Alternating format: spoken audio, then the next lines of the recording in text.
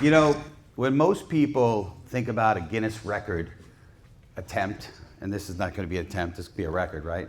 I think exactly, absolutely. They think about numbers, they think about statistics, they think about headlines, and they think about a one big moment. But the thing is this, honestly, I don't think this is about some kind of record or attempt or anything like that. I believe this is about people. And we heard that a little bit today. It's about stories. It's about impact. It's about legacy, right? We see that right here, right? And most importantly, it's about connection. You know, because long after the cameras are gone and the ink on the pages and on the book are dry, what we're going to remember the most is how we felt here together, right? So, and the world today, it's just crazy. It's gotten so digital, so complicated with all the social media. And I believe today, even though it's a very connected world, it's incredibly disconnected, right? I think more and more people feel more disconnected now than ever before. And that's why I believe today matters more than anything. Because this room is filled with people who chose to show up, yes. Right? Who chose to show up, right? Amen. We chose to contribute, chose to share their voice and their story, right? And we're hearing that today about stories, right? And that matters more now than ever before. You know, many people know me, as she mentioned, as the master connector, and that's cool, but honestly, I wasn't like that all along. You know, she mentioned in the Raquel, right? Mentioned in the introduction, I'm an introvert. I was born shy, introverted, picked on, bullied, learning disabled, and dyslexic. I was bullied, you know, and this is not a, woe is me thing. This is, I just want you to understand where I was coming from. I had a very low self-esteem. I didn't think I had value. I literally kept myself in my own room at home. I locked myself up. It wasn't my parents, it was me, you know? Because I didn't think I could connect with anyone. I didn't.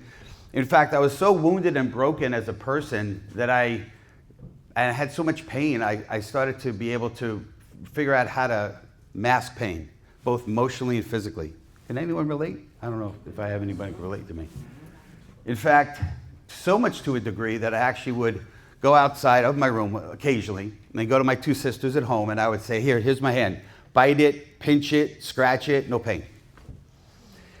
Deep down, there's something inside of me that said I was destined to be a superhero. Anyone know the X-Men series? I figured when puberty hit, I get my superpowers, right? And so in preparation for that, I was like doing push-ups and shadow boxing. I was trying to get stronger because I knew I wanted to make an impact, but I didn't have the power for it. You know, I was introverted. And, for years, as I kind of alluded to, I struggled with confidence. I felt really insecure. I didn't really believe in myself. But the irony today I speak on stages around the world. It's crazy. And I speak on the value and the power of human connection, you know. But here's the thing. There was a time in my life, and still a little bit today, where talking to strangers was absolutely terrifying for me. Then one person changed my life, one relationship. We heard a little bit of that this morning. Has anyone had one person that actually just really touched you and impacted you? One person, and that was I was introduced to an incredibly successful entrepreneur. And basically he said to me, as he started to get to know me, I saw peace in his eyes. I know we have some believers here in the room, and amen, absolutely. And I didn't understand it. I was born and raised Jewish, so I didn't understand any of that stuff. But I saw the peace in his eyes, and I saw that he had incredible lifestyle. And so one of the things that had always driven me, I eventually went to art high school, art college, got out, and then I eventually couldn't get a job, so started a company, an advertising company in New York City. We wound up getting a couple of black belts. I know we have a few fellow martial artists. Who are my martial arts people here? Yeah, I know we have a few in the room for sure. Swimmer, right here. There you go, absolutely. So I appreciate that. So yeah, I mean, but I was driven to succeed, and part of my success, or the way I was going to show those bullies wrong, was to succeed. and it was material success. And so that was what drove me. So as I got to know this mentor and I started to get attracted to his lifestyle and the peace he had, he got me on a path of self-development, books, podcasts, audios. But here's the biggest, craziest thing. He challenged me to meet 3 strangers every day. Now understand this, I'm from New York. I'm from the Bronx originally. Okay, yeah, way to go. Yeah, New York's in the house. All right, so listen, I know there's a few people from Texas. Anyone from Texas? Anyone else from the South? Raise your hand. Like, I've been to the South. You know, if you talk to a stranger in the South, after like 5 minutes, like, y'all should come over for dinner tonight. You know, it doesn't happen in New York, right? In New York, if you talk to a stranger, you feel like you're going to get shot, kidnapped, and killed, right? It's like ridiculous. But I did it, still do it to this day. It's crazy. And what wound up happening was things started to change. And then, by the way, when he challenged me to meet these strangers, it wasn't, to pitch them. It wasn't to sell them. It was to really connect. And what I mean by that, meeting strangers doesn't mean, hello, how are you? My name is. This was like we literally exchanged contact information. Okay? So it was a real connection. But over time, that one challenge, that simple challenge, it completely transformed my life. Not because it helped me build a big network. And yeah, I have a big network, 18,000 contacts on my phone and 30,000 LinkedIn connections. And where are my Instagram and TikTok people? Anyone? I know that 30,000 number is not a lot in that realm, but in LinkedIn, that's a big number. Yeah. And so but I'm not telling you that to impress you. That's not the point. The point is, in amassing that big network, it literally built me. It changed me. And I realized that human connection is not about being the loudest in the room.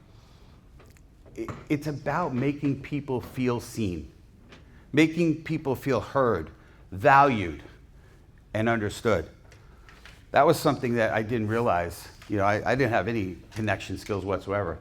So today, it's a whole nother world. I mean, this is quite a few years ago. Today, we're in a world of followers, right? A world of AI and algorithms and automation and endless scrolling. Anyone relate? Yeah. And I think we think we're connected, but we're not, right? It's a superficial connection. We could reach thousands of people with one post. And yet, so many people still feel isolated, disconnected, not connection, right? Can anyone relate to me? I see some hands. I appreciate that. That's why the authentic human connection is so vital, and it's, I believe, a competitive advantage. I don't mean in the business world, sure, yes, and I don't mean in leadership, yeah, or in sales, absolutely, but in life. Let me see my parents here, who are raising up men and women. You don't raise up kids, right? You raise up men and women, right? Yeah.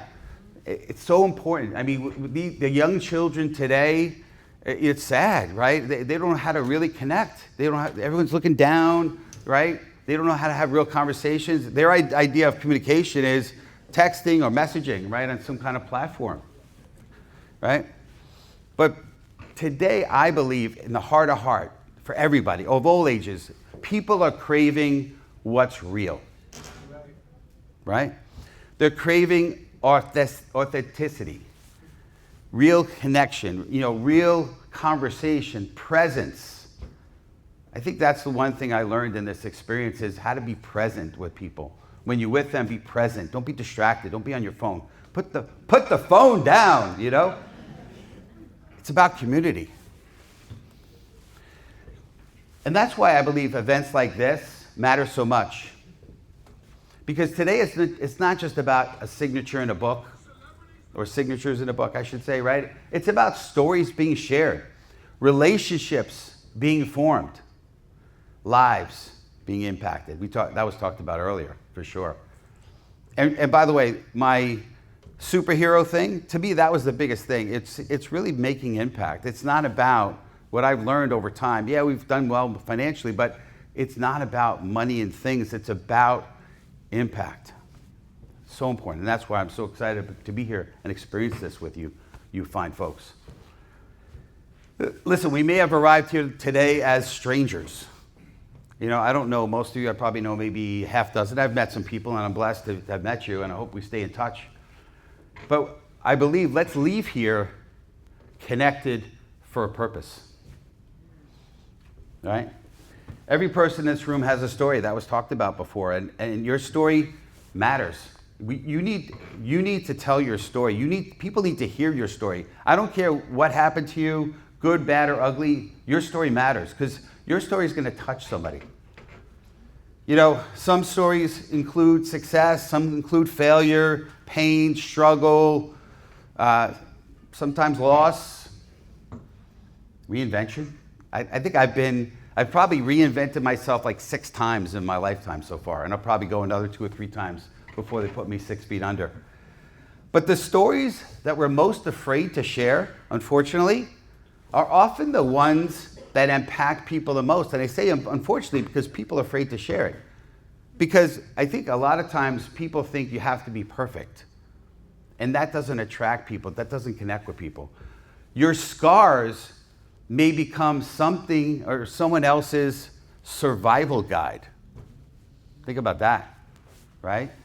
It's the things that happen to you, those bad things that really shape us, and I believe will relate more to other people. Listen, that's the power of authenticity. People connect more deeply with truth than, like I said, perfection. That's a challenge. It's a challenge with, I think, the social media world that we live in today, because everyone shows their perfect day, their perfect moment, their ideal lifestyle, right? And that's probably 3 minutes of their whole 365 days. But it makes us think like, oh, that's their life. No, it's their life for like 3 minutes. Yeah. Today, everyone's trying to build a brand. Can you relate? Any of my younger folks, right? Everyone's got a personal brand. And you don't have to be young to think that or to do that. But real influence, I know we hear influencers, right? Real influence is built through presence, being fully engaged, listening deeply. How about this? Looking people in the eyes, right? That's so important today when everyone's down looking at their phone. It's a shame. But we don't have to keep it that way. And we can make a commitment today, all of us, to be that changer, the game changer in that realm. And I know we have a breadth of people of all ages and obviously geographically, et cetera. So I'd like to think that this message, I'd like to see this ripple out. You know, today, having real conversations, so important today. And, but those conversations, not transactional. I was doing an interview earlier today. I was blessed to be able to do that with Martha. And we were talking about sales. And a lot of people think conversations, hey, shout out to Martha in the red. But there you go. Hey, there she is. I don't know if you know the DISC personality, but she's got to be an I, if you know DISC. D-I-S-C. You know what I'm talking about? She's an I. She's got the red on. Anyway, I'm a C, a DC or CD. So if you don't know what I'm talking about on the DISC profile, we'll talk later. But listen, the conversations shouldn't be transactional. They should be transformational conversations. That's what I believe. And honestly, some of the most important opportunities in your life will never come from a social media algorithm or a post. It's not going to come from that. They'll come from one genuine human interaction, one conversation, one introduction, one relationship, like what happened to me. That's why Jim said on some of his messaging, come early, stay late, and maximize the experience. So important. Take advantage of what we have going on today here. Because the magic often happens between scheduled moments. Nobody creates impact alone. We're a community, right? And every moment starts with people coming together around a shared purpose. And today, that's what's happening here. This is bigger than individual offers. This is about collective energy, collective belief, collective impact. When people come together with authenticity and purpose, powerful things happen. That's how movements begin. Does anyone know what the word Philadelphia means? It means the city of brotherly love. That's probably why you know if you saw the love symbols around the city. Yeah. And this is where history happened 250 years ago. We spoke about that. It was spoken about that from stage. You know, where the Declaration of Independence was signed. Just down the street, basically. Where a movement was started. Did you know that the formation of our country, of this great American, United States of America, was originally called the American Experiment? Did anyone know that? It was an experiment. They didn't know it would work. Now, granted, we're not perfect, right? But today, I believe this country is still a beacon of light and hope for a lot of people. A lot of people still come from other countries. Again, it's not a perfect country. Listen, the truth is, it's a country of people, and we're all flawed people, right? As we know, we're all fallen short, right? But it was the principles that this country was founded upon in which we still stand tall upon, which is things like all men and women are created equal, right? The ability to pursue life, liberty, and the pursuit of happiness. Those are our rights. That's what we stand for here. And so, years from now, people may remember that a real record was done here, and that's great, but I believe something even more important can happen today. New friendships can be built. Collaboration can form. Doors can be opened. Lives can be shifted. Someone in this room might have one conversation, hear one message, or get impacted by one thought. And that could change the trajectory of their life. I know that sounds a little ambitious, perhaps, but I believe it can happen, you know? That's the power of human connection. But I know today's experience is centered around assigning a book, and that's cool. And books are powerful.